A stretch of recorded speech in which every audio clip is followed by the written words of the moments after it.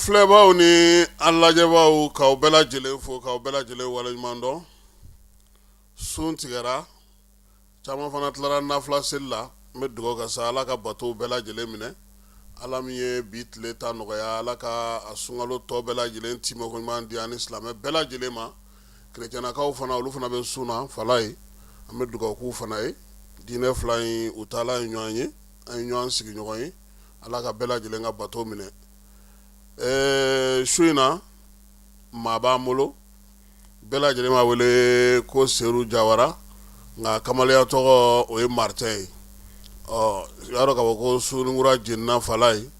Martin fɔlɔ an tun b'a dɔn ni min ye o ye ka hakili jagabaw de kɛ. Maaw bɛ se ka fɛɛrɛw sɔrɔ cogo min na ka bolomayɛlɛma k'u yɛrɛ ye nakɔ siraw ni fɛnw na. O la sa su in na sɔɔni an bɛna ale bisimila. Ablaye Diop tilegan in na ale ye bataki bɔ ko kibaruya minnu bɛ ka fɔ bɔlɔlɔ siraw fɛ ko Mali lasigiden segira ka taa Alizeri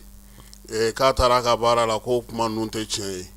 Min ye an ka lasigiden k'a segira ka taa Alizeri kɔnɔna na n'o ye a faaba ye Alize ko kibaruya ninnu si tɛ tiɲɛ ye ko maa minnu bɛ ka fɔ ko tiɲɛ tɛ ko bɛɛ lajɛlen k'i sɔgɔlen to minisiri min bɛ jamana ni jamana cɛ siranabɔ ka bɔlɔlɔ siraw kan a n'a ka kunnafonidi sira kɛrɛnkɛrɛnnenw ko ni Ala sɔnna a ma ko ni kibaruya minnu bɛ yen u na o di o ko hukumu ale kɔnɔna na. Falaye énergie a directeur kumana ni Ala sɔnna a ma sini an na don ne yɛrɛ tun t'a dɔn ko Darave don koyi. N k'o ye dubaden de ye. Bamakɔ yan n'i tɛ se k'a fɔ Ture i b'a fɔ Darave. Bamakɔ ye min ye Falaye Ɲare Ture Darave ani Tawati o de ye Bamakɔ ye. Donc n y'a mɛn dɔrɔn ko Darave dɔrɔn n ye ji kɛ koron na quoi parce que n b'a dɔn kabilatigi dubaden don quoi c'est à dire Turelakaw don olu de bɛ kɛ olu de fana ye Daravew ye quoi. N'i y'a mɛn yɔrɔ yɔrɔ ko Darave kana ɲininkali kɛ Ture don. E ma Darave la ye wa? Voilà Darave la kin o sɔrɔla o de senfɛ. O la sa courant an tun bɛ heure 8 na nka sɔgɔmada in na an y'a ye k'a fɔ 8 wɛrɛ farala a ka fala ye. Bi kɔni an kɛra 16 ye courant an t'a sɔrɔ heure 8 nka kunun na siniko directeur bɔra télé la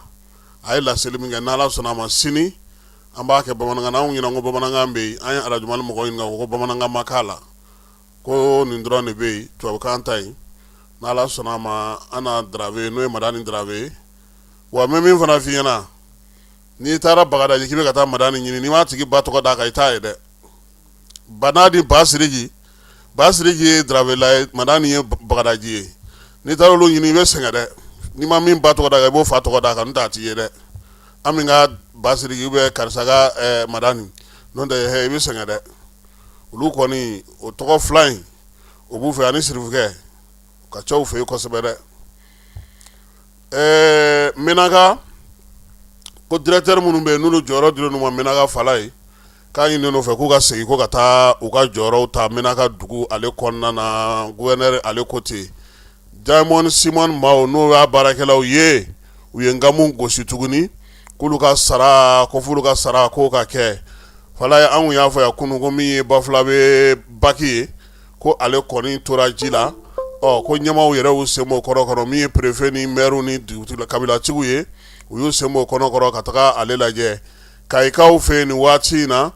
ko da dumunifɛnw ani balo min ye gouverneur ale fana taara i sen bɔ kɔnɔ ka taa sigidaw feerelikɛyɔrɔbaw olu lajɛ. A y'a yira sa kɔni ko nimisiwasa bɛ yen nin waati in na nka waati kelen Yorosokaw fɛ yen a yirala sa k'a fɔ ko min ye sɔngɔw kɔni ye olu sɛbɛkɔrɔ yɛlɛlen don Ɲamaku ale ni min ye Dabilenni ye k'olu sɛbɛkɔrɔ yɛlɛla olu fɛ nin waati in na. Kulukoro fana min ye da dumunifɛnw ye Falaye sunkalo daminɛ in na olu fana sɔngɔw fana yɛlɛlen don kosɛbɛ ka kɛ ni sunkalo yɛrɛ kɛcogo ye. Musow olu tun ye lajɛ kɛ lajɛ min bɛ tali kɛ musow tɔgɔla baaraw olu kan a yirala sa k'a fɔ ko min ye musolakaw ye Falaye bi u taara Kuluba faama sigiyɔrɔ la ka t'u ka sɛbɛn di Aso ma Aso yɛrɛ a ye ordre don ko la koyi a ye bonbonsi di dɔɔni bi kɔni visage a dégagera dɔɔni bi. Jɛnɛba n'a ka maaw n'ala sɔnna ma an na tila k'a ko tɔ bɛɛ lajɛlen fɛsɛ maaw ka se ka faamuyali kɛ a ko hukumu kɔnɔna na cogo min na sabula musow olu ti ko la o man di n y'a f'i ye cogo min na énergie directeur ko fo courant ka kɛ basigi ani sewa ye k'ale nakun ye o baara ye min ye kɔmana Madani Darave an na ji la ale fana ka kumaw sɛnɛ kan kɛnɛkɛrɛnnenya la waati nataw la an kan k'an da don kuma min na sɔnni sa fala ye ministre u taara balo di han bɔrɔ 200 ministre saba taar'o di Salenkura Kuluju la n y'a f'i ɲɛna cogo min na o kɛlen fana ka sira sigi sen kan ni maa min b'a fɛ k'u dɛmɛ i bɛ se ka se u yɛrɛ ka yɔrɔ la ye Salenkura Kuluju la ye min ye dɛmɛ in sa i bɛ se ka taa di u yɛrɛ ma ye compte kɔni fana b'u bolo ani numéro b'u bolo a ko baara hukumu kɔnɔna na yaasa ka Malikura ɲɛda kura sigi sen kan CDM birikiw dira ale ma biriki mun dira maa fɛ sa maa min n'o ye Korotumu Tarawele ye ale yɛrɛ sɔrɔ Yakubaya ba ye a y'a yira sa k'a fɔ ko min ye biriki ninnu ye sa o kɔni kɛ kun ye sa min ye CDM ye ale fana ka dɛmɛbaw ɲini yaasa u se ka yɔrɔbaw olu sigi an ka sigi kelen cogo min na golo ko nafaba de bɛ golo la fala ye san o san miliyari 1 ani tilancɛ Mali b'o de sɔrɔ golo la ka fara a ka san musakaw kan an ka golo bɛ taa yɔrɔ min na kɛrɛnkɛrɛnnenya la o ye Ganakaw fɛ yen Kɔnɔwari Senegali Nigeria ani Niger ninnu bɛɛ lajɛlen b'an ka golo n kɔni bɛ Gana ta kalama sabula an yɛrɛ ka bɔlɔn kɔnɔ yan u bɛ se ka mobiliw fa la ka taa n'a ye yen kibaruya fana bɛ fala ye min ye kibaruya duman ye han ko ɲina sefa wari miliyɔn 100 o de bɛna bila an ka baarakɛla an ka bolola baarakɛlaw ye gouvernement bɛ sanni minnu kɛ n'a bɛ minɛn minnu san o san ka don a ka bureau kɔnɔnaw la fala ye ko k'an ka bolola baarakɛlaw niyɔrɔ sigi a ko la ministre Sanu ale ye papier kɛ sa k'o papier k'o sinsin ka tila k'o kɛ o la sa Mamu Dafe ale fana ye sɛbɛn bɔ k'a fɔ bolola baarakɛlaw ye ale ni maa minnu b'ale ka hukumu kɔnɔna na k'u ka wuli k'u jɔ dɛ ko nin kɔni nin ye sugu sɔrɔlen ye tɔ tora sa fala ye ɲɛ ani ɲumanya an ye marché d'aw ma a ka minɛnw ma ɲi o kana y'a ko la dɛ u k'u jija an ka nimisiwasa b'a dɔ fana an ka mɔgɔw bɛ se wala ye parce que min ye Madu Mɛnkɔrɔ ye ale n'a ka cɛ dɔ o tun bɛ nin kɛlɛ in na k'a kɛ kun ye sa yɛrɛ fɛnw an yɛrɛ ka kɛ olu fɛ kɛrɛnkɛrɛnnenya la farikolo ɲɛnajɛ ta na sira fɛ n y'a f'i ɲɛna cogo min Tom Sentifu ale ka bilaliko kumaw o fana bɛ sen na bi min ye jamanakuntigi ye ale ye musow bisimila premier ministre ale ka baarakɛyɔrɔ la Orange Mali directeur ale fana y'o bisimila kɛrɛnkɛrɛnnenya la sa ministre CNT ɲɛma Malik Jaw ale ye Chine o lasigiden b'an ka jamana kɔnɔ ale fana y'o bisimila hakili jagabaw bɛ tali kɛ mun na sa o ye baara ye fala ye sunkalo ko ta na sira la an b'a yira sa k'a fɔ ko min ye gouvernement ye ale yɛrɛ bɛna baara boloda min kɛ n'o bɛ kɛ sunkalo kɔnɔ sunkalo sungunatigɛ jamanakuntigi ka yamaruya kɔnɔna kurumakarili bɛ kɛ sini Korofinnakaw fɛ yen tɛ wa k'a ɲɔgɔnna bɛna kɛ sigida bɛɛ lajɛlen n'an ka marabolo bɛɛ lajɛlen kɔnɔna na kɛrɛnkɛrɛnnenya la sa a bɛ tali kɛ jamanakuntigi ale bɛ dɛmɛ min ta ka ɲɛsin mɔgɔw ma sunkalo kɔnɔ min ye donbolo olu bɛɛ lajɛlen tɛmɛnen kɔfɛ sɔɔni sisan an ka maa welelen n'o ye Martin ye an b'ale bisimila. Dugutigi ni wari dafara e passe d'a kan ka sira di ne ma. Sunkalo e kunkolo a tɛ yen dugu wari ko o d'i ma fo dugu ani dugu dun wari t'a de. O kɔni kuma t'a la sa e ka sama mɔnɛ to yen i yɛrɛ ta. Sita Sidi ka numéro filɛ nin ye wari ci.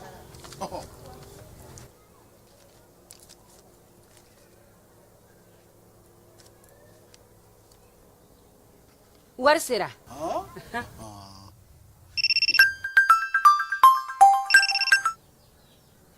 Allo i ye wari sɔrɔ o ɲɛna tiɲɛ yɛrɛ la ko ni sama bɛ maa min ɲɛ ko nkomi t'i gosi. Ngonga. Sama mɔnɛ i yɛrɛ ta a sɔngɔ ka nɔgɔn ni Mali wari ci sira bɛɛ ye dépôt ye fu ye wari bɛ ci fu ni application ye wa bɔ sara ye musaka fitinin ye sama mɔnɛ ji ni courant bɛ sara n'a ye créditw bɛ ta n'a ye sanni feere bɛ kɛ n'a ye sama mɔnɛ nin y'anw maliyɛnw ta ye a y'a si filɛ ka nkalon bɔnda. Kenyani son excellence général d'armée Assimi Goïta ka haklina n'a ka kunkilennaw ye furancɛla fanga ɲɛma jamana kuntigi ministre ɲɛma général de division Abdoulaye Maïga ka ɲɛmaaya kɔrɔ sunkalo solidarité seginna ka na n'a tako kura ye faraɲɔgɔnkan ni ɲɔgɔn dɛmɛ haklina kɔnɔ sunkalo kalo bɛɛ lajɛlen kɔnɔ wani kalo barikaman ba in kɔnɔ ɲɔgɔn dɛmɛ de fanga bena bonya adamadenya siraw tɔpɔtɔli lawaleyali la san 2026 opération sungalo solidarité kurubon karili bena kɛ jumadon février kalo tile 20 nɛgɛ ɲɛ 16 mana tɛmɛ ni miniti 30 ye korofina nord asko terrain kan sungaloba in don kelen kelen bɛɛ la k'a daminɛ nɛgɛ ɲɛ 18 waati suntigɛ dumuniw be di fufalaki bamako komini wɔrɔw kɔnɔ kati ani mali regionw bɛɛ kɔnɔ ɲɔgɔn dɛmɛ seli ani keleya kɛnɛba ka ɲɛsi an ka sigidalamaw bɛɛ lajɛlen ma ni san 2026 opération sungalo solidarité ye an ka fara ɲɔgɔn kan ka sungalo kalo kɛ ɲɔgɔn dɛmɛ kelenya ani duwawu kalo ye ramadan mubarak.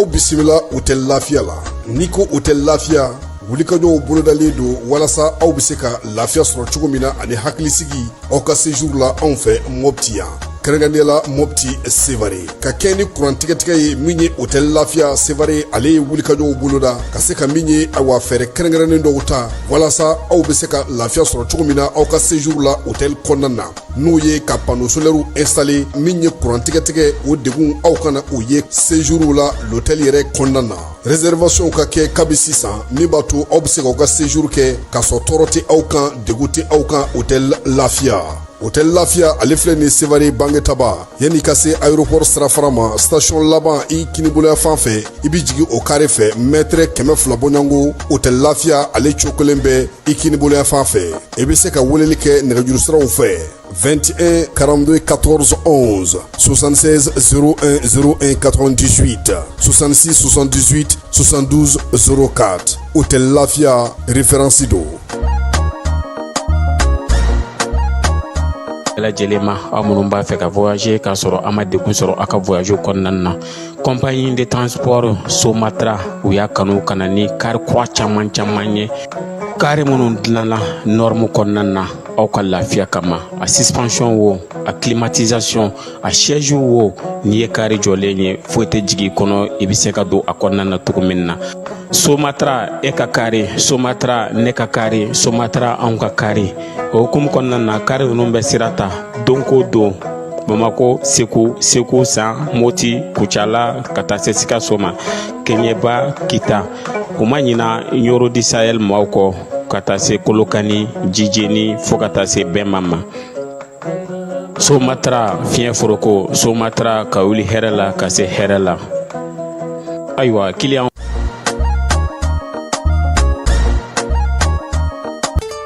cakɛda mun sigilen bɛ adamaden tɔgɔ la kunnafoniya lakanali kama Mali la n'a bɛ f'a ma ko autorité de protection des données à caractère personnel APDP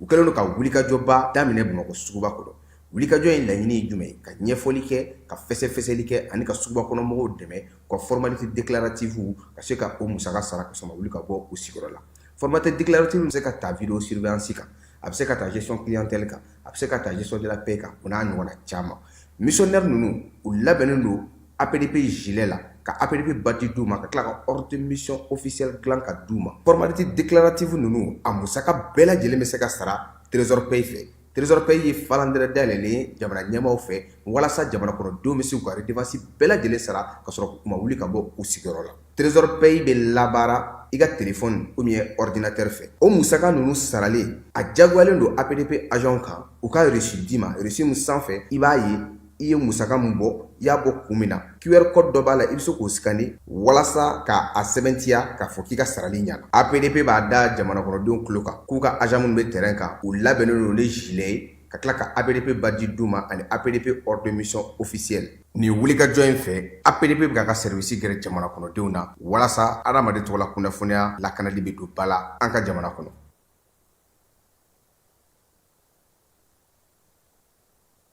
an filɛbaaw ni an lamɛnbaaw ka foli kurakuraya aw ma k'a fɔ aw ɲɛna sa min y'an ka maa welele Seydou Jawara Martin ale bɛ an ka kɛnɛ kɔnɔ hakili jagabɔ jɛkulu kura min sigira fɛ sa n'o bɛ se ka maaw bilasira cogo min na a y'o de sigi sen kan komi bɛrɛbɛrɛlitɔnw kɔni transition ko k'o bɔgɔ jɔ fɔlɔ ko fo taabolo kura ka sɔrɔ o la an y'an ka parti n'o ye parti lumière ye Afrique an y'o jɔ fɔlɔ an bɛ sisan fasoden ɲumanya waleyaw kɔnɔna na Martin i ni su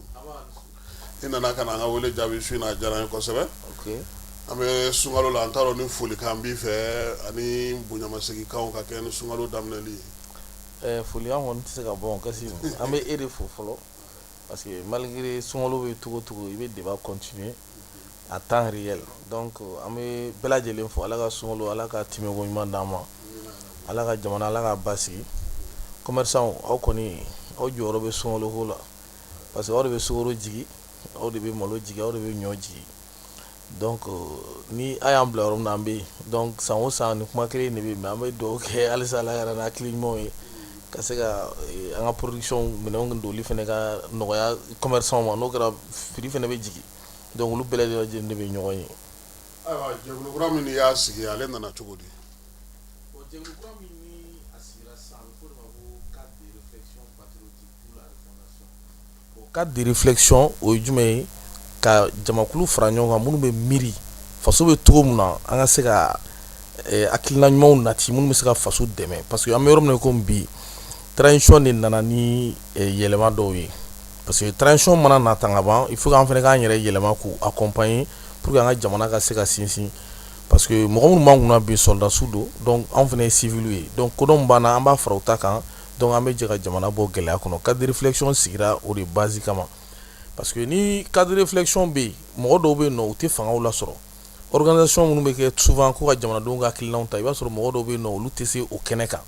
bon mɔgɔ tɛ se o kɛnɛ kan cadre de réflexion bɛ se k'i permettre i ka se ka i ka hakilinataw fɔ an b'a sɛbɛn a kan ka taa yɔrɔ min na an bɛ courage ta ka taa di o tigiw ma donc a b'u dɛmɛ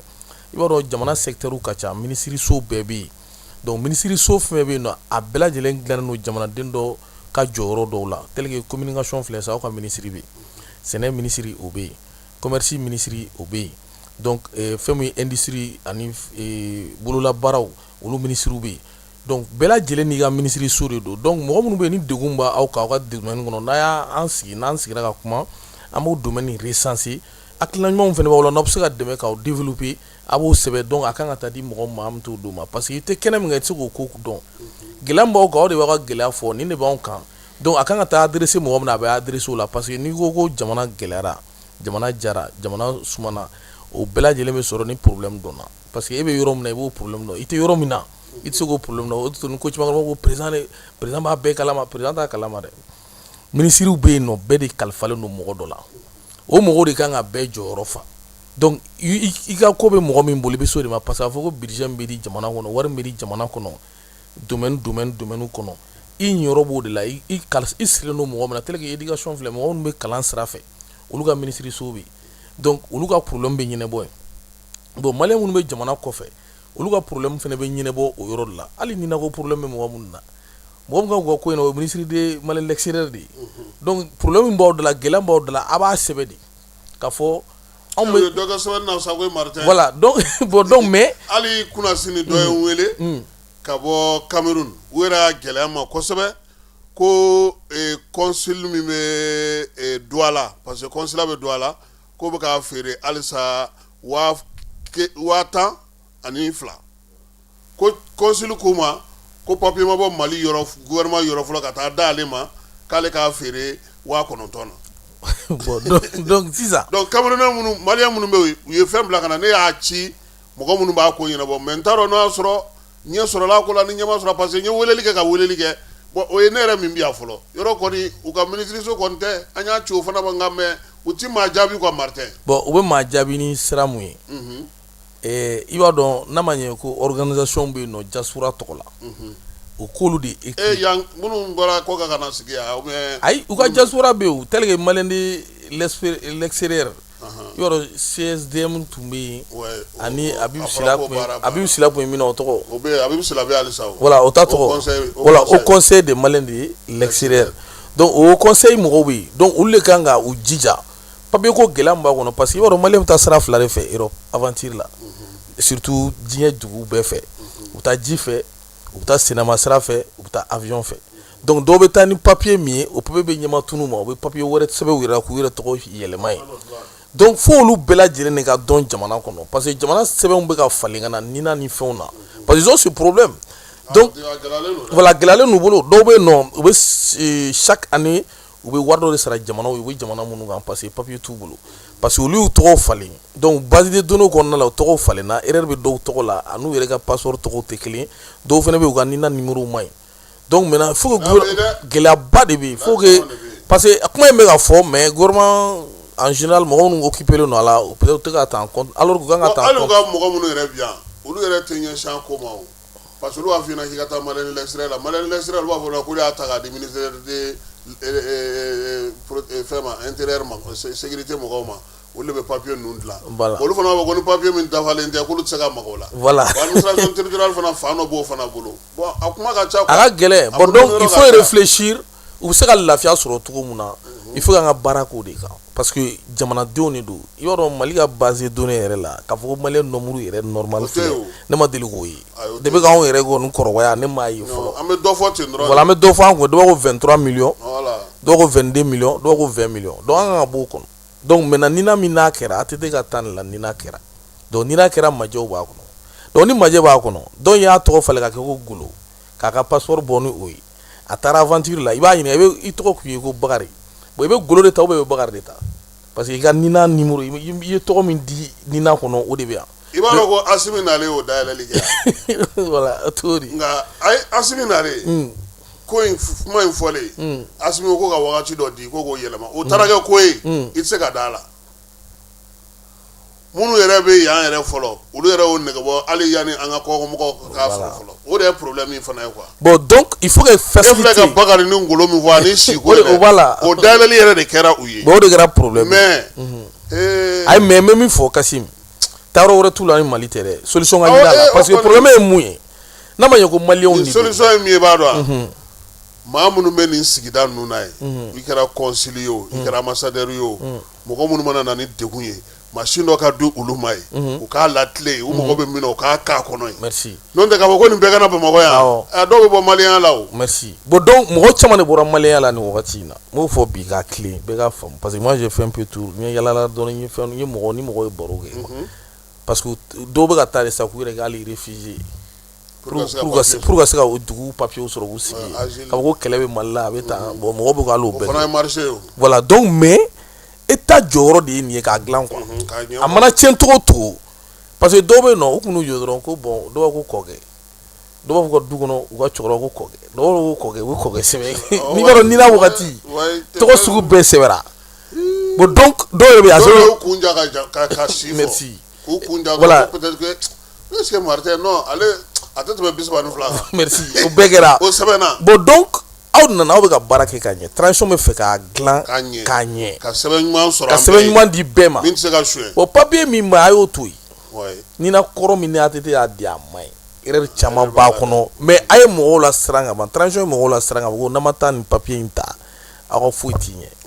bon minnu ko k'u voilà minnu ta ka ɲi olu bɛ t'u togo la minnu ko de k'u si u ye dɔ voilà u ye dɔ b'u si la a y'a sɛbɛn ten minnu ko ye dɔ fara u si kan a y'a fara kan ye parce que papier u tɔgɔ donnen machine kɔnɔ n'u tɔgɔ ye de donc il faut que État k'u dɛmɛ pour ka se ka lafiya papier ko in na n bɛ ka tiɲɛnaman de f'i ye ne bɛ mɛn carré kɔnɔ n bɛ k'o de fɔ an ye transition soutien bagaw ye mais n'an ye mun ye min ka ɲi anw ma min ka ɲi malidenw ma parce que n'u ma kɛ u bɔra maliyɛnya la ça c'est clair parce que déjà ni papier t'e bolo ni passeport tɛ sɔrɔ ni nina dama min nana nin san dama in na voilà Bamakɔ yɛrɛ kɔnɔ ko bɛna papier ko in na bon n'o tora yan a dɔw kɛra fatɔ ye o merci o de ka ca dɔw yɛrɛ bɛ yen u bɛ ko diɲɛ wari bɛɛ proposer soit État k'a fɔ bon komi i y'a kɛ tan tu paies 300 000 toi tu paies 200 000 yɔrɔ jamana dɔw bɛ tel que les pays développés Amérique ni ɲɔgɔn filɛ fɛn dɔw bɛ yen i bɛ wari de kɛ k'o i b'a dilan voilà i b'a dilan o la i t'a a tɛ tiɲɛ i bolo tuguni voilà u b'a mani dɔ bi kan i b'o sara a bɛ yɛlɛma nka anw kɔni k'anw t'an ka sɛbɛn de falen minɛ voilà donc anw tɛ wala an ka problème bɛ yen de voilà an ka mɔgɔw ko sɛbɛn y'an yɛrɛ ta ye ko nka k'olu t'a falen tuguni voilà maintenant sisan n'i t'a falen e bɛ ka kɔlɔlɔ boli i ka jamanadenw kan a b'a sɔrɔ nɔgɔya la yɔrɔ min na par exemple an dafɛ jamana dɔw bɛ yen n tɛna n'a tɔgɔ fɔ o bɛ di ma facile donc maintenant ne kɔni bɛ min fɔ transition ɲɛna u ka ko bɛɛ olu mana taa den minnu wolo sisan olu tɛ kɛ maliyɛn tuguni voilà u ka ko bɛɛ kɛ u ka nina Jara Tarawele ni fɛn ninnu ni Kulubaliw ni fɛnw an dafɛ jamana b'a voilà an bɛna perdre mɔgɔ caman na an bɛna perdre mɔgɔ caman na nin modèle la donc u k'a lajɛ jusqu'à présent erreur bɛ fɛn fɛn na k'a corriger hali n'an bɛ san 2 de k'a la parce que aw bɛ fɛ a ka ɲɛ voilà aw bɛ a man ka dabila aw bɛ fɛ a ka ɲɛ mɔgɔw bɛ ye u k'a dilan k'a d'u ma n'i taara nina ta yɔrɔ la n'i ye a document ton ye mɔgɔ minnu bɛ fɛ u ta ka régler ni ibi yɛrɛ fɛ i bɛ taa n'i ka papier i b'a fɔ non ninnu ta ma ɲɛnabɔ yɔrɔ min na e ta se ka o taa mairie la kɛ i bɛ se ka a den wo i bɛ se ka papier miliyɔn kelen sɔrɔ yen donc bon réflexion min ni anw y'o sɔrɔ. i ye min fɔ tiɲɛ yɛrɛ la n'u bɛ fɛ ko in ka ɲɛ u ka tɔgɔ sɛbɛn kura kɛ quoi. voilà tɔgɔ sɛbɛn kura ka kɛ minnu kura ka sigi minnu bɛ fɛ min ka don u ka aravɛki in to yen. e ko mɔgɔw ka diplôme bɛ ka caya kama parce que i b'a sɔrɔ u ye tɔgɔ fitinin dɔ fara e tɔgɔ kan e taara école kɛ ni tɔgɔ min ye olu tɛ kelen pour que a ka falen c'est des problèmes. hali bamakɔ yɛrɛ a degun bɛ mɔgɔw la mali ni na nafa yɛrɛ filanan ye mun ye ni na ka ɲi a ka ɲi pourquoi hali minnu kun murutira maliya ma ni u banbanci minnu kun murutira ni y'u jɔlen papier fo ka dugu wɛrɛ papier sɔrɔ u bɛ ka n'u ka papier ɲini jamana kɔnɔ donc tout ça c'est bon mais a ka dilan dɔrɔn k'a cadrer comme mɔgɔw tun b'a faamu mɔgɔw y'a faamu donc ni mɔgɔw y'a faamu vraiment u ka papier ninnu facilité vraiment n'i bɛ fɛ yɛrɛ ka bɔ a la ka don dɔ fɔ donc nin bɛ bɔ a la fo san 3. n ko président y'o de kɛ. ah bon a ka continuer donc ne kɔni bɛ min fɔ. o de ko nana kɛ ko ye yan. voilà i b'a fɔ k'o tɛ. voilà donc cadre réflexion kɔnɔna la an ye réflexion min k'a kɔnɔ u ka mɔgɔw tanu u ye erreur bɛ minnu tɔgɔ la parce que diplôme bɛ minnu bolo u bɛ fɛ a ka kɛ cogo min na gouvernement yɛrɛ k'a fɔ donc a kuma bɛ fɛ a ka kɛ tan bɛɛ ta ka yɛlɛma a togo la bɛɛ dɔnnen don ko i ye maliyɛn den i tɛ maliyɛn den n'a fɔra k'i ka taa mɔgɔ 3 ta so ka na olu ka carte ka na olu bɛ e témoin k'a yɛrɛ k'a fɔ voilà k'a fɔ e maliyɛn ou bien e tɛ maliyɛn ye n'u bɛ fɛ ka vérification kɛ o bɛɛ lajɛlen bɛ se ka kɛ a bɛ se ka kɛ yan nɔ comme a bɛ se ka kɛ extérieur seere ka sɔrɔ la fo 3 ɲɔgɔn donc tout ça la a bɛ se ka régler bon o ye n ka idée profession min b'an bolo an y'o ye tantôt de bon cadre de réflexion sigira mun kama ka ouverture kɛ bɛɛ lajɛlen an ka siège an y'a bila Sotiba de donc ni mɔgɔ min bɛ fɛ hakilina ɲuman b'i la tel que an ka sanuko filɛ nin ye a caman dogolen don mɔgɔw t'a ɲɛdɔn mais minnu ye baara k'a kɔnɔ ni tubabu y'u nin tɔɔrɔ a kɔnɔ yen olu caman bɛ déchets b'u bolo u bɛ sanuko in bɛɛ dɔn ouais u bɛ fɛn dɔ dɔn gouvernement yɛrɛ t'a dɔn u se ka bɔ k'a ɲɛfɔ ayi a jateminɛ an ye permis de recherche mun di mɔgɔw ma a ka ca 2000 ye 2000 mais 12 de bɛ Mali la papier min bɔra e mɛ village la so i bɛ taa sɔrɔ dɔrɔn ko machine tigiw nana ko anw kun t'a dɔn mais i b'a sɔrɔ dɔ de ye papier bɔ dɔrɔn k'a d'u ma mais wari t'a tigi kun a bɛ taa di chinois ma a bɛ taa di mɔgɔ wɛrɛ a bɛ taa bin mɔgɔw kan donc gouvernement kan k'a bɛɛ de woloma papier minnu dira donc maintenant ka papier lajɛ papier min b'i bolo e ta ye nin ye e y'a sɔrɔ cogo di bon a kan ka dilan cogo di dugu bɛ ka ci a kama donc parce que état de dun bɛ papier di donc olu bɛɛ lajɛlen ni réflexion ye parce que n'a ma ye ko sanu ye wari de ye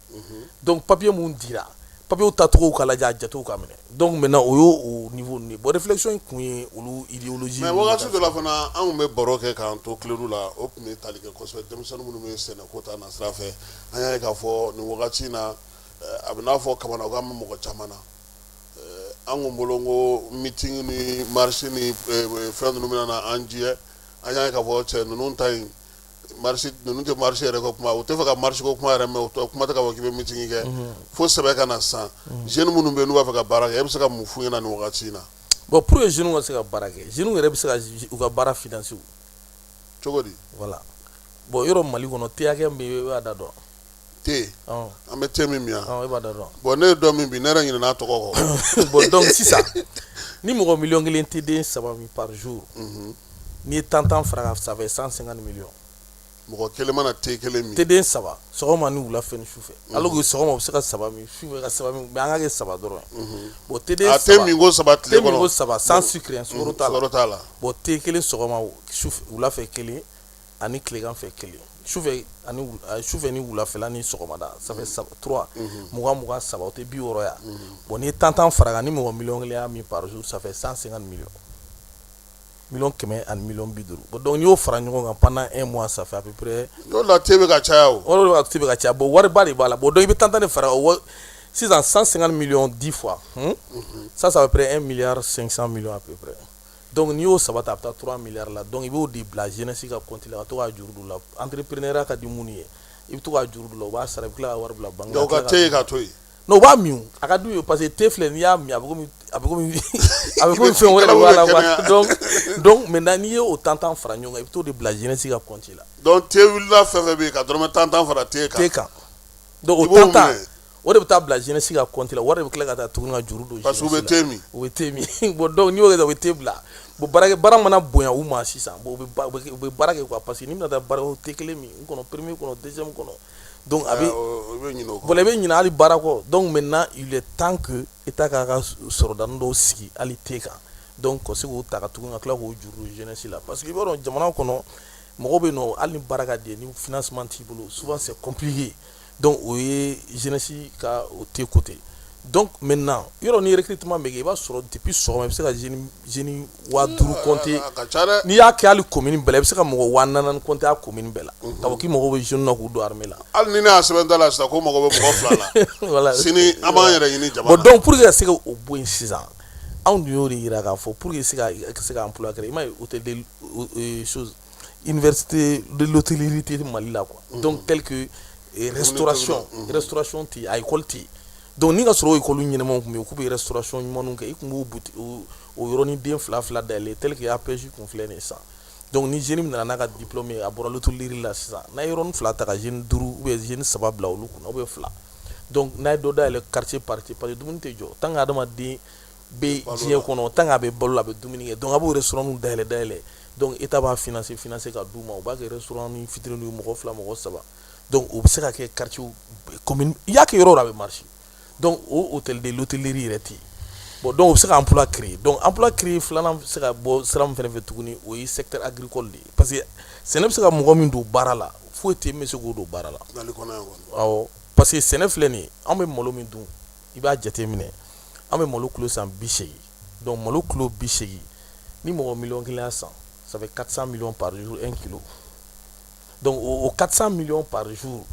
2 kilos 3 kilos dun bɛ tobi du kɔnɔ a tila bɛɛ bɛ bɔ kɔfɛ ka na office b'an bolo manden plɛnw bɛ yen yɔrɔ caman bɛ yen nɔ an bɛ se ka office 10 de b'an bolo voilà an bɛ se ka nin bɛɛ développer donc mɔgɔ min bɛ bɔrɔ dilan usine na parce que mɔgɔ dɔ bɛ sɛnɛ man d'ale ye bon dɔw bɛ olu bɛ taa sɛnɛ kɛ minnu b'a tigɛ minnu b'a fiyɛ minnu b'a cɛ k'a kɛ bɔrɔ kɔnɔ minnu b'a tɛntɛn minnu b'a kɛ camion kɔnɔ o de ye emploi ye donc a bɛna butigi minnu fana na minnu b'a feere o de ye emploi ye n'i y'a mɛn ko emploi i bɛ production de kɛ n'e tɛ production e bɛ emploi créer cogo di. non production tigi ninnu sigilen don tubabukan fɔ de la. voilà donc maintenant an ka tubabukan ka ca dɛ. voilà donc an ka problème sɛnɛ. bon an ka problème mais n'i donna sɛnɛ domaine kɔnɔ i bɛ sɛnɛ haramu. voilà mais sɛnɛ domaine. sɛnɛ kuma ka ca. ouais mais n'a baara ye. mais sɛnɛ ye office 10 de b'an bolo o don yɛrɛ n y'a kuma fɔ yan n ko min kɔni digira ne na o de ye ko président bɛ malo min di mɔgɔ ma ko k'o dɛmɛ n'a ye k'o fana bɛ bɔ kɔ kan ne ko u k'a lajɛ siɲɛ wɛrɛ président kɔni bɛ malo min di o ka kan ka sɛnɛkɛlaw ka malo sɛnɛ n'a ma ɲɛ ko office 10 b'anw bolo an man ka kɔ ka malo san k'an b'o di mɔgɔ ma o de kan ka baara dayɛlɛ an fɛ yan fɔlɔ. problème ye mun ye sɛnɛkɛla yɛrɛ de tɛ yen an bɛ ɲɔgɔn nɛgɛ de dɛ ouais fɛn bɛ ka kɛ nin bɛɛ débrouille nin bɛɛ bɛ k'u débrouiller de mɔgɔ kelen fana 1000 hectares bɛ bolo k'a b'a sɛnɛ k'a ka magasin témoin bɛ yen k'a bɛ feere k'a kɔnɔ ko bɛɛ b'a ye 1000 hectares o de ye sɛnɛ ye o. o tɛ yan dɛ. 500 hectares. o tɛ yen. 400 hectares. bon 400 peut-être fo n'a kɛra n famana bon est-ce que o yɛrɛ bɛ ka sɛnɛ kɛ tuguni. jɔn. Bakari. non o b'olu fɔ sa sɛnɛ foyi a tɛ ka sɛnɛ kɛ parce que i t'a ka butigi ye malo bɛ min kɔnɔ i t'a ka butigi ye. a fo o ka k'i bolo de. n'o t'i bolo a t'i bolo f'i ka production de kɛ. ka vente kɛ. ka vente kɛ o de la a b'i bolo donc maintenant an bɛ to ka fɔ bon an ka taa n'a ye an ka Mali yɛrɛ ka kuma la 22 millions 20 millions 23 millions peut-être an si t'a da dɔn min don fɔlɔ an kɔni bɛ to k'a fɔ an kun fɛ 20 millions 1000 hectares t'aw bolo a bɛ malo sɛnɛ yɔrɔ min na aw bɛ danger la.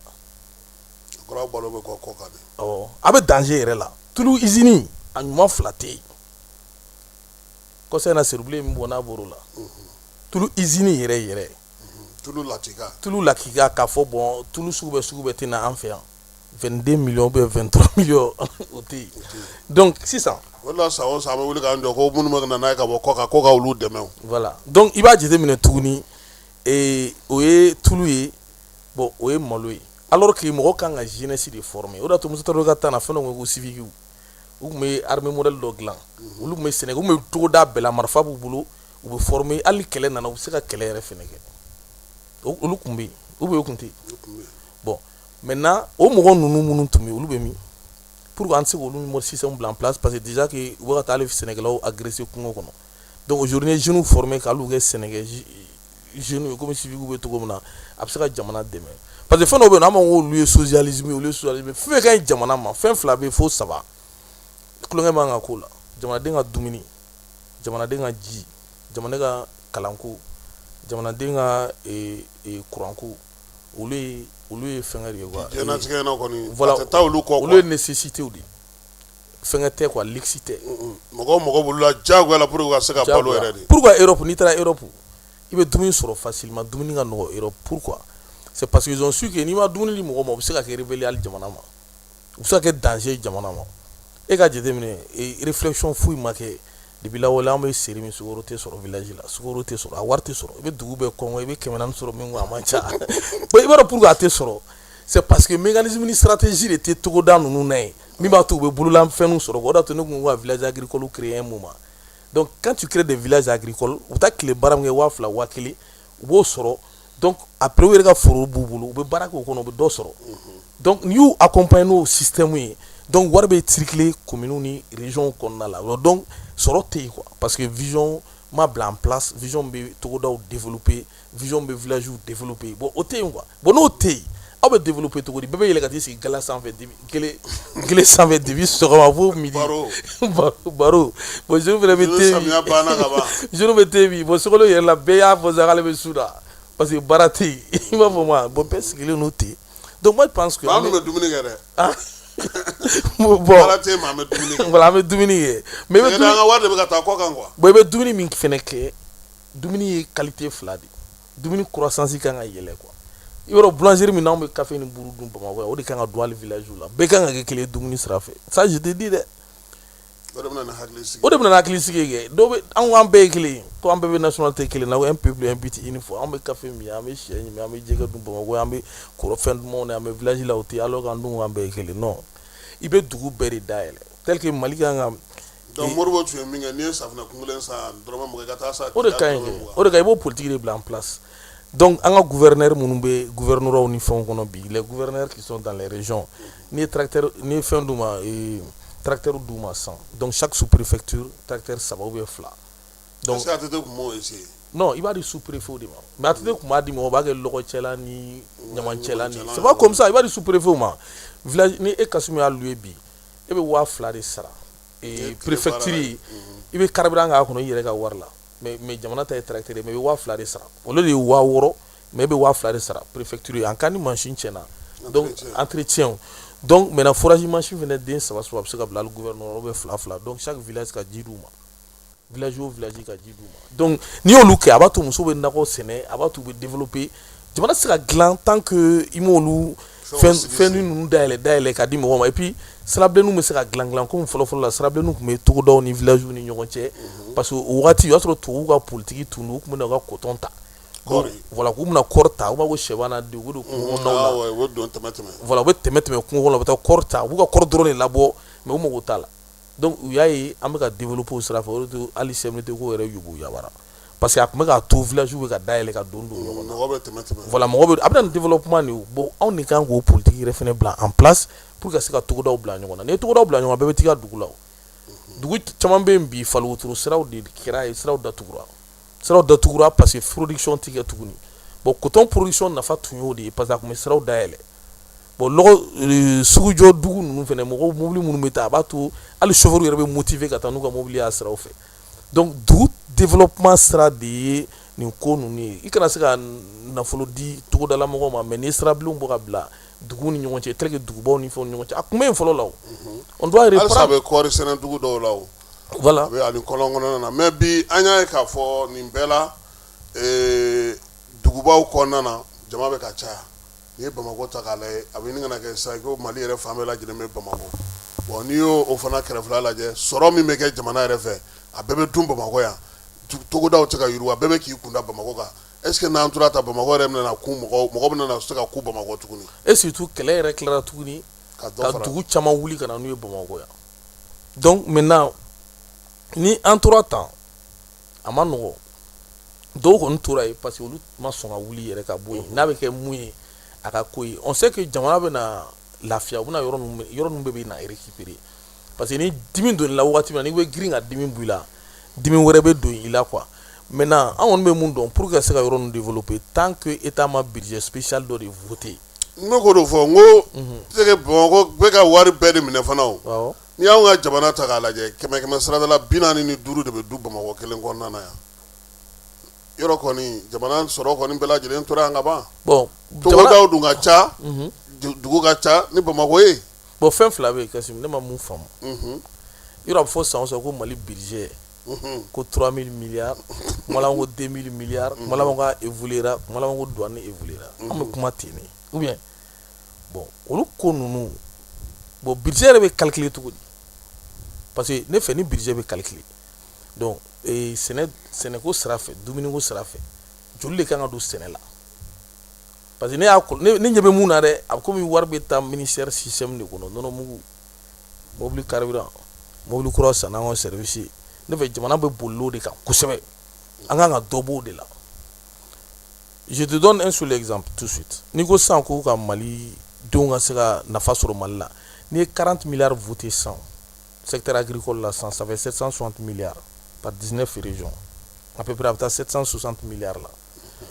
donc 760 milliards n'i ye village agricole créé 2 milliards d'u ma sisan aw ka malo kɛ aw ka pomme de terre kɛ aw ka ku kɛ an b'a exporter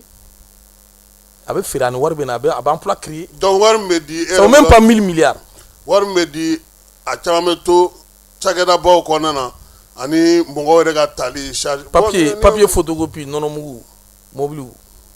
donc parce que ne ma effet a kɔnɔ non moi j'étais politique non donc n ye fɛnw ye scène kan non voilà n bɛ fan bɛɛ kɔnɔ n ɲɛ bɛ fɛnw na mais wari min bɛ taga sira minnu fɛ mun ta ka ca kosɛbɛ parce que ni wari dira secteur minnu kɔnɔna la i kan ka effet ye parce que wari bɛ di ko ka taa nin ko in de kɛ donc o kow kan ka ye kɛnɛ kan min bɛ nafa di mɔgɔ ma i yɛrɛ ka baarakɛyɔrɔ par exemple n'an exemple ta yan kan sisan dugu mana jɛ an bɛ mun san kosɛbɛ voilà n'i y'o jateminɛ i b'a faamuya k'a fɔ ko gouvernement fana bɛ o cogoya de la quoi donc maintenant falen de kan ka kɛ mago ɲɛ min bɛ nafa ladon an kun système de kan ka an ka wari voilà an ka wari don la o ka fisa an ka don fɛnw na fɛn minnu bɛ yen n'olu bɛ u place la ka se ka olu yɛrɛ dɔrɔn labalo quoi parce que a bɛna fɔ an bɛ k'o de kɛ sisan voilà an bɛ k'o de kɛ bon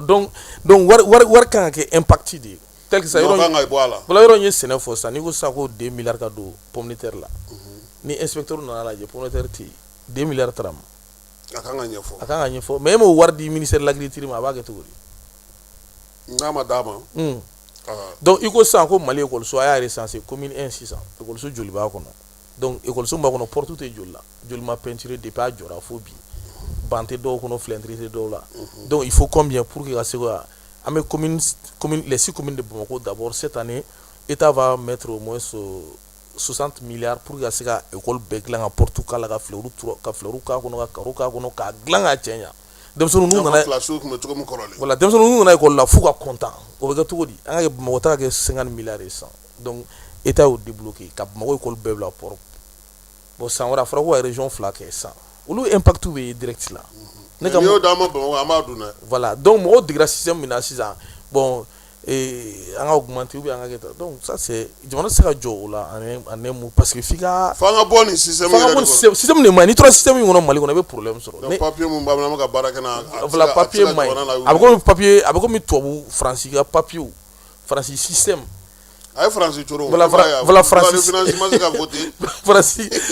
système an b'o de kɔnɔ bon an kan k'an yɛrɛ ka propre système de dilan jamanajɔ sira fɛ soit an bɛ anglophone système dɔ ta donc an b'an ka jamana boli ni mun ye n'o tɛ an bɛ système mun kɔni kɔnɔ a b'an coro i bɛ dɔ de dun ka dɔ kɛ i bɛ dɔ de dun ka dɔ kɛ o dun dudura ta la i bɛ sara kalo de la o de y'i sara ye n'a ka dɔgɔ i bɛ mankan ci ko ka dɔ fara i sara kan mais ni wari min dira ko k'a don jamana la i bɛ taa don jamana de la mais kana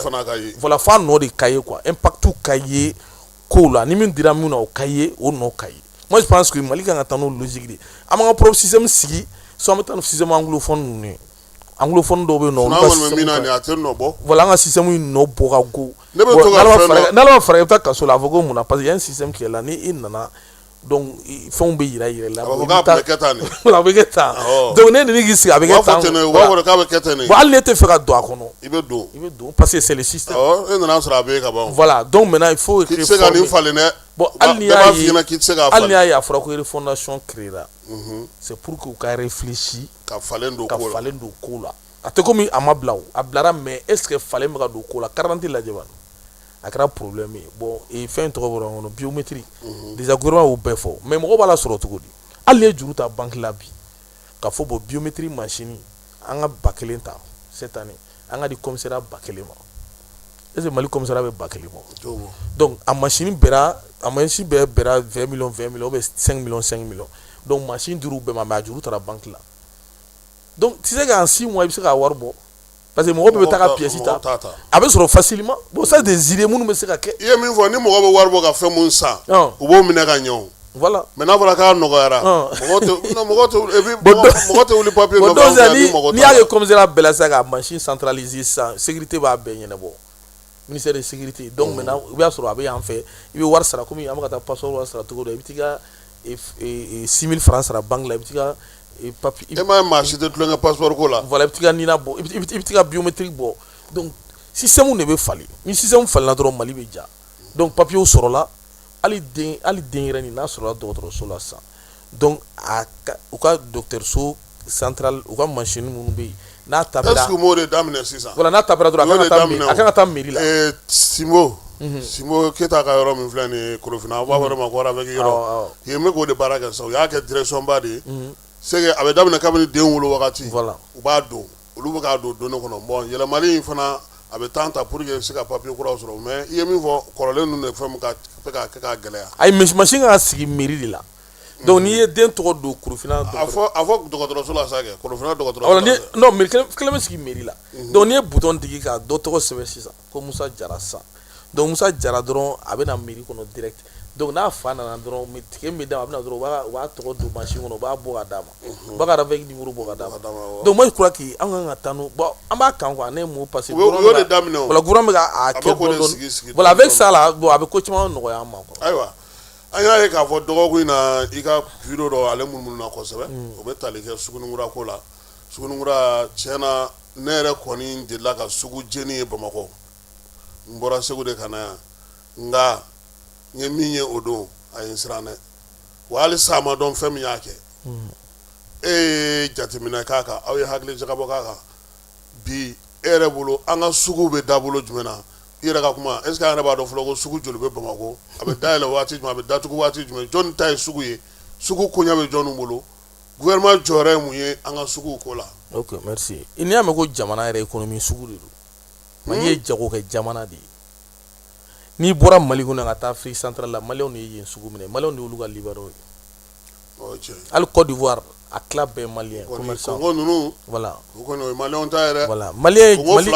Mali ye jago kɛ jamana ye ka sɔrɔ bi tɛ o de la u ye embargo kɛ Mali kan Mali m'a santi parce que u mana kɛ cogo o cogo maliyɛnw bɔ ni wari kɔfɛ sira fɛ parce que mɔgɔ bɛ jɔ i ka jamanaden ka intelligence n'i y'a ye dɔrɔn i b'a tɔnɔ bɔ quoi bon Mali la ne y'a ye Mali t'a la ka intellectuel tɔnɔ bɔ Mali t'a ka jeunesse tɔnɔ bɔ jeunes na i b'a dɔn u bɛ yala temi ni fɛnw alors que u kan ka pousser k'u don baara de la donc sugu kɔnɔna lajɛ sisan k'a fɔ ko Suguningura lajɛ Suguningura bɛ depuis san bɛ an bɛ se k'a fɔ depuis Mali danna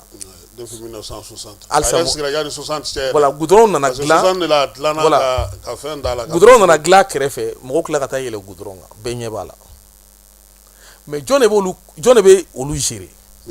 mairie de b'a gérer donc n'a fɔra ko ka collectivité bila valeur la donc sugu bɛɛ de dira mairie ma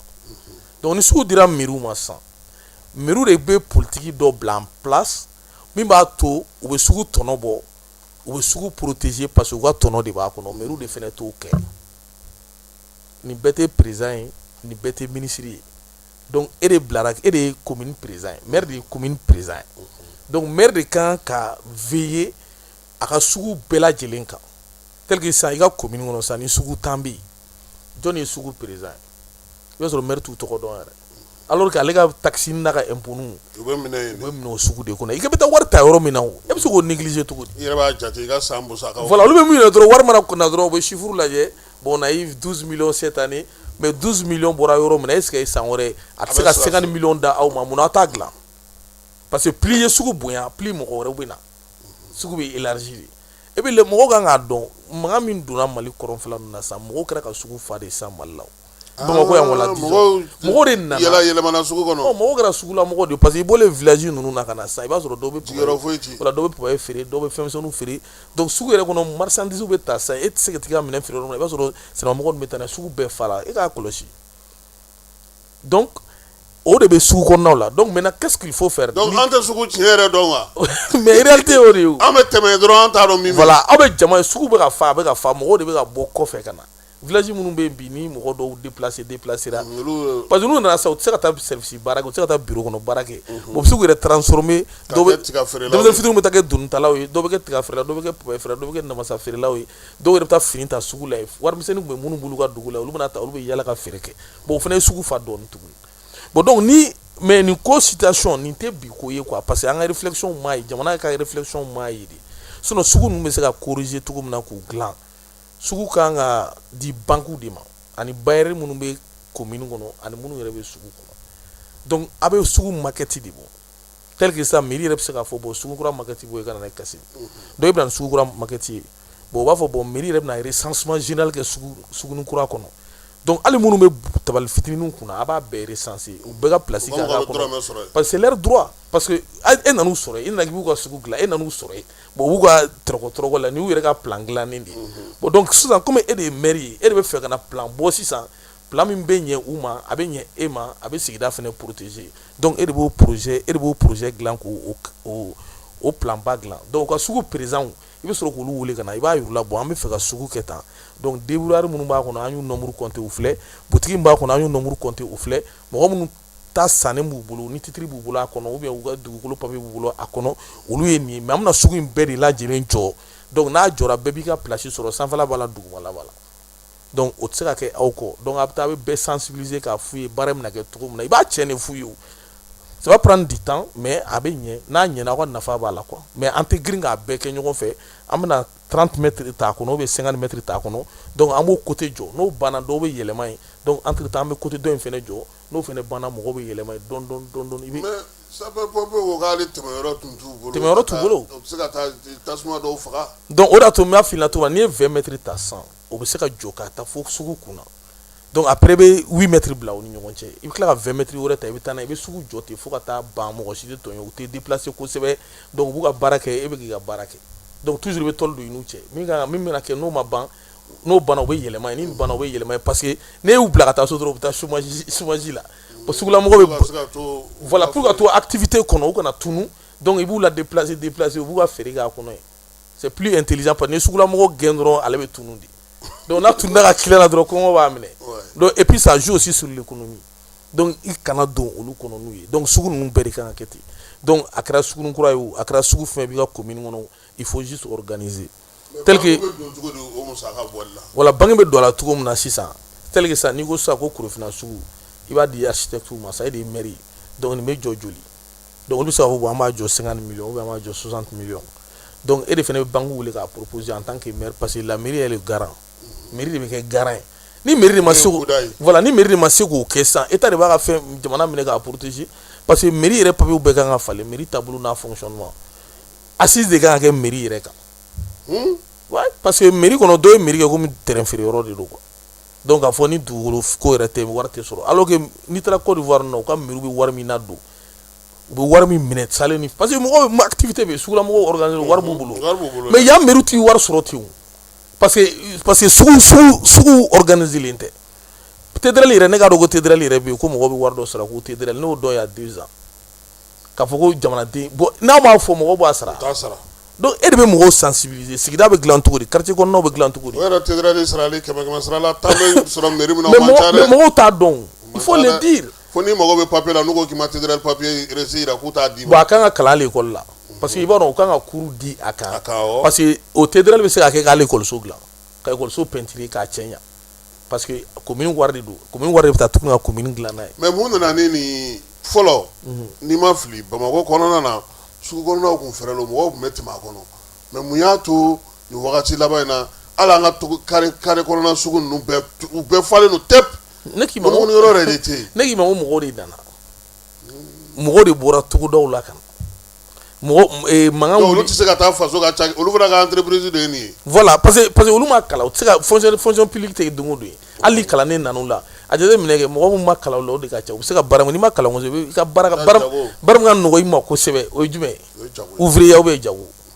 bon donc n'u nana tan sisan u bɛ kɛ feerekɛlaw de o de y'a to mɔgɔw yɛrɛkɛlen don goudron kan fan bɛɛ yɔrɔ kelen tɛ tuguni fo mɔgɔw k'a dɔn k'a fɔ mɔgɔw de nana ka bɔ yɔrɔ caman na ka na don Bamakɔ bi donc maintenant il faut que état fana k'o point de kɛ k'o situation dɔn c'est comme si wagati min na kan de réfugiés caman tun bɛ yen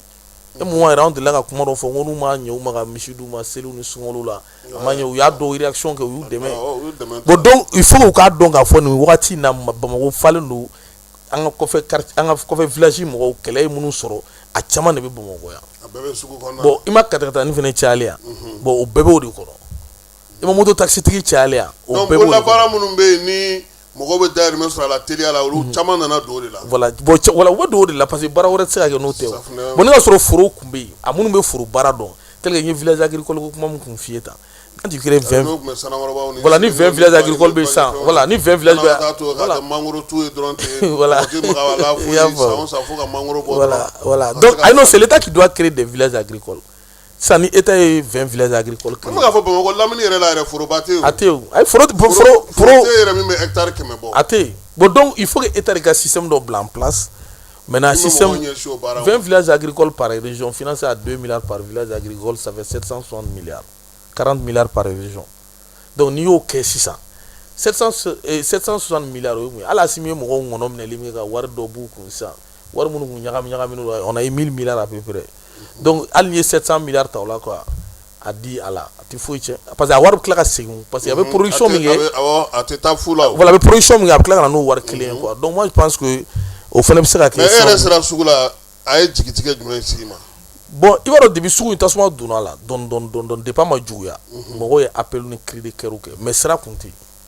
donc sera compté normalement il va souvent venir une nation arabe dans bulldozer de ka ro ci ga bo sera boko parce que au bela de l'envers ga stratégie kono c'est vrai ça va être compliqué mais et puis fangelembe non fene il va sugu ba chamana il va sur rubne ka central be ka sugu bela ko bon o be jole sugu jole no kanye sugu era organiser le no biso ni o ga dobti sigo kuna ga monon glu o la pobe be na ko nyini ga tese parce que organisation ta ko no e be ga me fota e ba ro ali dobe so no e ba ro ko de caravana hein pompe were o nyini ateyo ulu re ga ji taro yi u ya nyini ga tese voilà parce que c'est les deux autres dobe nafsi tomati na sigi mo no dobe shi ngalo biraka parce que voilà parce que ale kan ga gain depuis a sigi kuma folo gudron la lay risque me goudron na lulu ta ampleur do l'autre jour o be jega ferro ga kuluguru sira la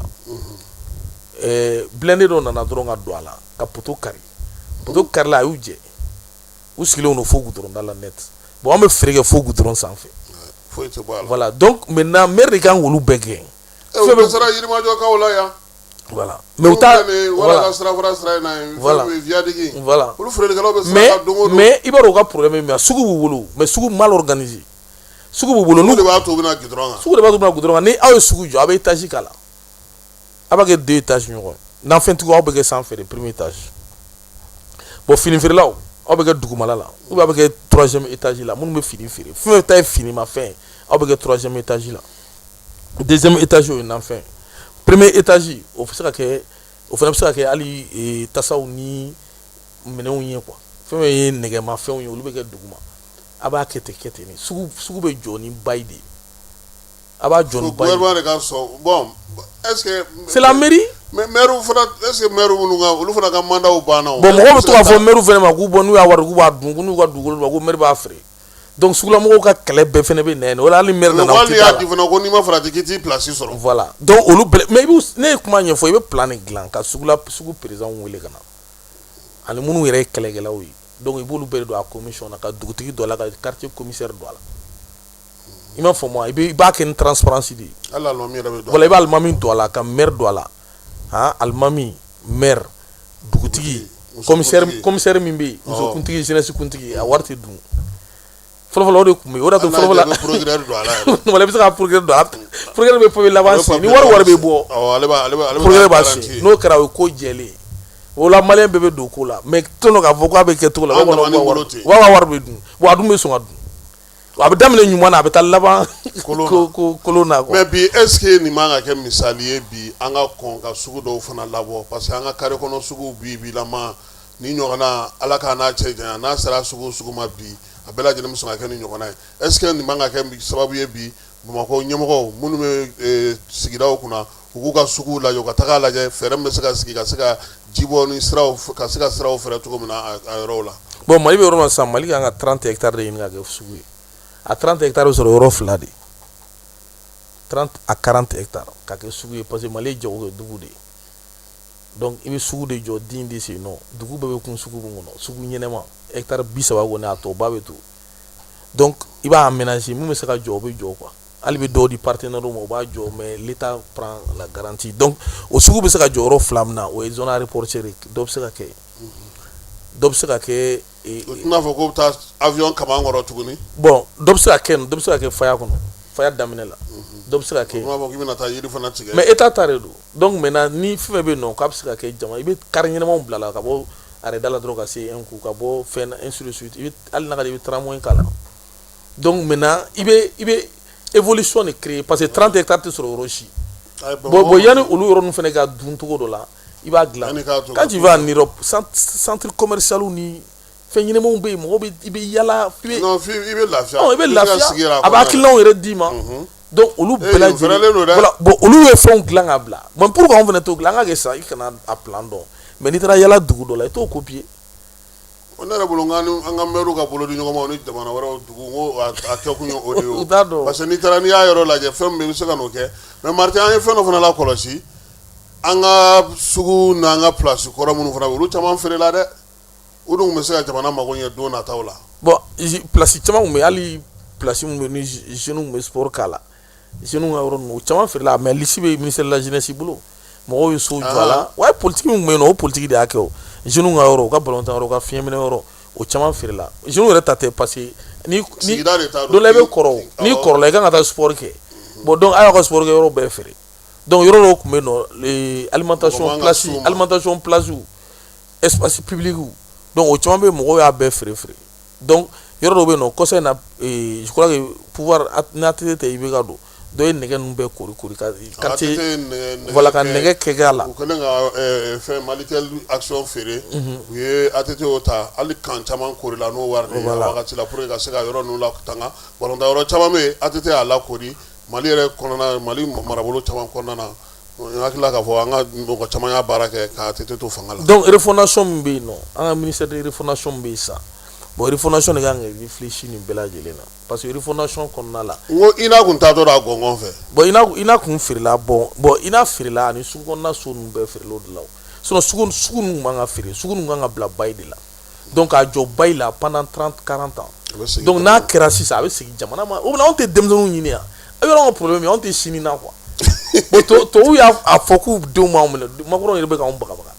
bon makɔrɔw den fitinin dɔ de bon donc makɔrɔw ninnu man k'anw bagabaga anw bɛ yɔrɔ min na bi olu bɛna k'anw bagabaga o fɔ an ka cɛkɔrɔbaw bagabaga olu fana k'anw bagabaga donc an kan ka bɔ o kɔnɔ donc n'anw bɛ ko min fana kɛ anw kan ka denmisɛnninw ka sini ɲɛsigi place fana ko parce que n'i y'a ye k'e bɛ sugu feere k'e mago t'a la k'e b'a wari fɛ ko ka taa baara wɛrɛ kɛ n'a ye sini ma sinikɛnɛ ma a suguma yɔrɔ bɛ se ka kɛ cogo di a mɔgɔ caman bɛ kɔrɔ han u kan ka taa sport kɛ hali terrain na u y'o feere u tɛ se ka taa sport kɛ u bɛ to so kɔnɔ yen tension b'u bi donc alors que i kan k'o place ninnu de to yen parce que o place ninnu na e yɛrɛ bɛ kɔrɔ bi i ka kɛnɛ i b'a feere i b'a wari dun mais n'i kɔrɔla i bɛ taa sport kɛ min donc y'o espace minnu feere han donc o bɛɛ de problème kɔlɔlɔ de b'an da la mais an bɛ yɔrɔ min na komi bi an kan ka sira kuraw de bɔ yɔrɔ minnu bɛ se ka utiliser sisan ka bila jamana ka fɛn baw la tel que sugu b'o kɔnɔ yɔrɔ minnu fɛrɛlen don olu kana taa koron tuguni donc maintenant état yɛrɛ kan k'u bɛɛ hali an ka sirabangalaw lajɛ kɛ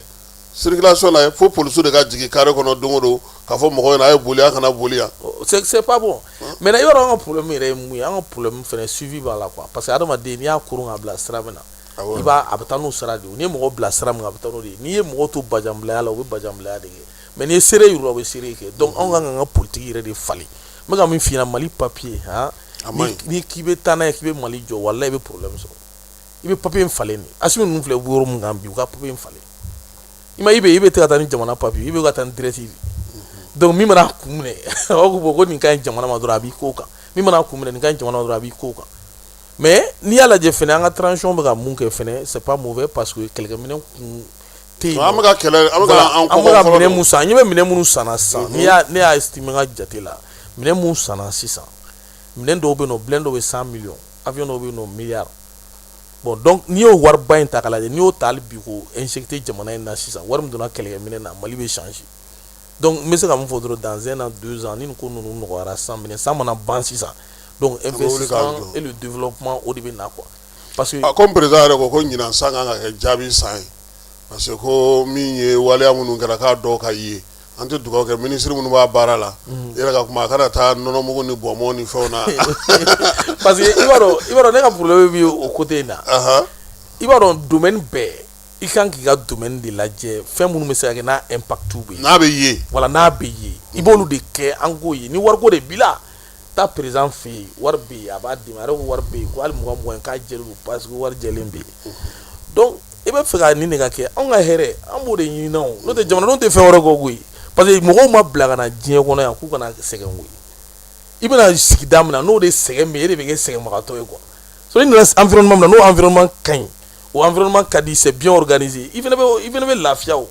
maintenant sisan anw ka nin environnement in dumuni ko a ma basigi sunkalo mana se bɛɛ bɛ kule ko malo kan ka jigin tulu kan ka jigin sukaro kan ka jigin gɛlɛya san tɛ bon an bɛ sigi o kuma kelen kan san 100 an b'o kan san o san bon an kan ka fɔ de donc il faut que tulu usine ka jɔ kelen tɛ fila tɛ tulu usine ka jɔ parce que an bɛ dumuni fɛn bɛ dun tulu b'a la an bɛ se balo fɛn fɛn ma donc sɛfan ye sɛ de sɛfan man ka tɛmɛ 15 kan ou bien 20 n'a cayara mais sɛfan ye 25 ye bi sɛden kelen 800 c'est trop i b'a mara dɔrɔn k'a caya ka sɛ maralaw accompagner état yɛrɛ kan ka structure dɔw de dilan ka sɛ maralaw accompagner pour que sɛ kana tɛmɛ 2250 kan donc n'o kɛra sisan n'i ma se ka sogo kilo san i bɛ sɛ san dumuni yɛrɛ de man ka gɛlɛya quoi fɛn bɛɛ kan ka gɛlɛya adamadenw ma fo dumuni ani miniji ɲuman ani kuranko olu tɛ fɛn ye fɛn minnu n'olu kan ka gɛlɛya jamanadenw ma hali jamana wari bɛ ɲini ka taa bila yen jɔnni kama an bɛ impôt ni taxe minnu sara c'est pour le pays bon o jamana wari min bɛ fara ɲɔgɔn kan tan o de kan ka ta dɛ ka tila ka réinjecter dumuni ko la mais luxe ninnu an bɛ se ka état mago t'olu la état bɛ se k'olu to yen mais fɛn bɛ dumuni kɔni ye o man ka gɛlɛya. ayiwa k'an ka waati banna an bɛ kuma kuncɛ kuma d'i ma. donc kuma kuncɛ kuma ye mun ye an b'i fo an bɛ lamɛnbagaw bɛɛ fo donc an bɔra ka conseil minnu di ala ka a kɛ dɔw ka ta la pour que vraiment jamana an bɛ se ka bɔ situation kɔnɔ voilà hakilinadiw don quoi donc hakilinadi kɔni a bɛɛ n'a nafa de don donc an bɛ min fɛnɛ fɔ mɔgɔ minnu bɛ yen nɔ bi n'u ye marifa ta faso kama u ka marifa bila u ka segin so parce que terrorisme filɛ nin ye avenir t'a la avenir foyi t'a la parce que i b'a kɛ dɔ de tɔgɔ la i b'a kɛ mɔgɔ min tɔgɔ la ale b'a ka nafa de ɲini na donc e dun fɛnɛ ni bɛ se ka bin a kɔnɔ minnu fɛnɛ bɛ yen nɔ n'u tun bɛ kuma modèle dɔ fɔ faso ma an b'a ɲini u fɛnɛ ka segin u kɔ parce que i mana kuma cogo cogo a b'i rattraper parce que ni jamana in mana kɛ cogo cogo dɔ de b'a mara minnu b'a la bi olu b'a la minnu tɛmɛna an y'olu critiquer minnu fɛnɛ na an bɛ k'olu critiquer an ka lajɛ sisan an ka na ni proposition an ka bɔ critique kɔnɔ o de bɛ se ka Mali in dilan. ayiwa Seydou Jawara Martin k'i fo k'i waleɲuman dɔn sunkalo n'a ta bɛɛ i nana ka na an ka kɛnɛ ɲɛnɛmaya an bolo Falaye Keyita tun bɛ yan k'a bila bɔlɔlɔ sanfɛ a bɛɛ lajɛlen bɛ se k'a sɔrɔ cogo min n'Ala sɔnna ma sini nɛgɛ kanɲɛ 9 an na ɲɔgɔn sɔrɔ kibaruyaw kɛnɛ kan n bɛ dugawu kɛ sa sunkalo Ala k'a timiko ɲuman na musaka nɔgɔya ni silamɛ bɛɛ lajɛlen i Jawara a k'an bɛn waati wɛrɛ. Kenyani son excellence général d'armée Assimi Goïta ka haklina n'a ka kunkilennaw ye furancɛla fanga ɲɛma jamana kuntigi ministre ɲɛma général de division Abdoulaye Maïga ka ɲɛmaaya kɔrɔ sunkalo solidarité seginna ka na n'a tako kura ye faraɲɔgɔnkan ni ɲɔgɔn dɛmɛ hakilina kɔnɔ sunkalo kalo bɛɛ lajɛlen kɔnɔ wa nin kalo barikamanba in kɔnɔ ɲɔgɔn dɛmɛ de fanga bɛna bonya adamadenya siraw tɔpɔtɔli lawaleyali la san 2026 opération sunkalo solidarité kurubon karili bɛna kɛ jumadon février kalo tile 20 nɛgɛ ɲɛ 16 mana tɛmɛ ni miniti 30 ye korofina nord asko terrain kan sunkaloba in don kelen kelen bɛɛ la k'a daminɛ nɛgɛ ɲɛ 18 waati suntigɛ dumuniw bɛ di fufalaki bamako komini wɔɔrɔw kɔnɔ kati ani mali région bɛɛ kɔnɔ ɲɔgɔn dɛmɛ seli ani keleya kɛnɛba ka ɲɛsi an ka sigidalamaw bɛɛ lajɛlen ma ni san 2026 opération sunkalo solidarité ye an ka fara ɲɔgɔn kan ka sunkalo kalo kɛ ɲɔgɔn dɛmɛ kelenya ani duwawu kalo ye ramadan mubarak